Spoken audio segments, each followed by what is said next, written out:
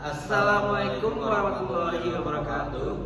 We are from class B, group number 1. My name is Gandring Guste Puand, name 46. And I, Dinar Abdul Rozak, number 60. And we are going to discuss differences family value in America and Indonesia. And the first one is child raising.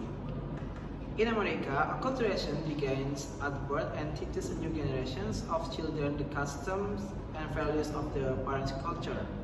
Whereas most parents in Indonesia raise their children to be obedient children and always call their children to do something if it's not the parents' wish, that it becomes difficult for children to be independent and be themselves.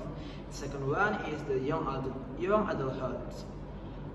In America, reaching an appropriate age, usually between 18 and 21 years, children are encouraged but not forced to leave the nest and begin an independent life.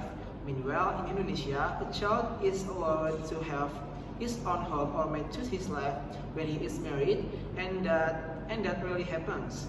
Most parents in Indonesia have not freed their children to live alone and choose to live alone when they have not reached the age of 25 and above. There is still parental intervention in making decisions.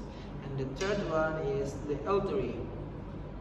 In America, societal and familial treatment of the elderly also reflects his independence and individualism. Additionally, older people may seek their own friends rather than become too emotionally dependent on their children.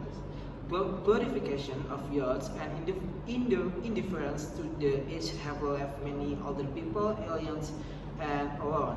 Some families send their older relatives to nursing homes rather than integrate them to their children's or grandchildren's homes. Meanwhile, in Indonesia, most parents give birth to children because they care for them when they are old. They make children an investment in their parents, so that they are not alone and also from reciprocation and obedience of a child of their parents. Okay, and then point number 4, the nuclear and the extended family. In America, when the nuclear family needs money or any kind of loan, they prefer to borrow at the bank rather than borrow from their extended family. And then in Indonesia, when the nuclear family has financial constraints, they will first discuss it with the extended family to borrow or find another way out with the extended family. And then number 5, familial roles.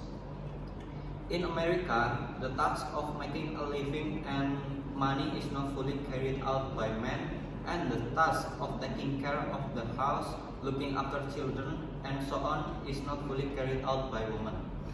This can be reversed because both men and women in America can work and can take care of the house.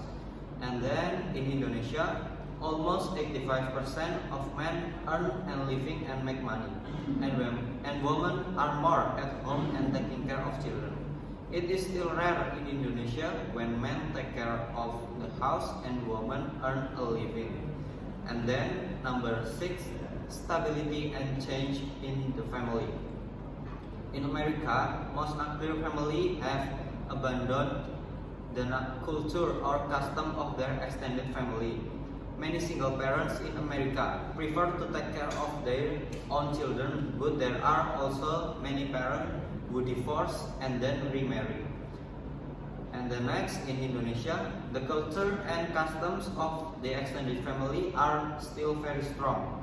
Most families in Indonesia are spared because one parent dies, not because of internal family problems. Indonesian citizens still rarely choose to be single parents. I think that is from us, and thank you very much. Wassalamualaikum warahmatullahi wabarakatuh.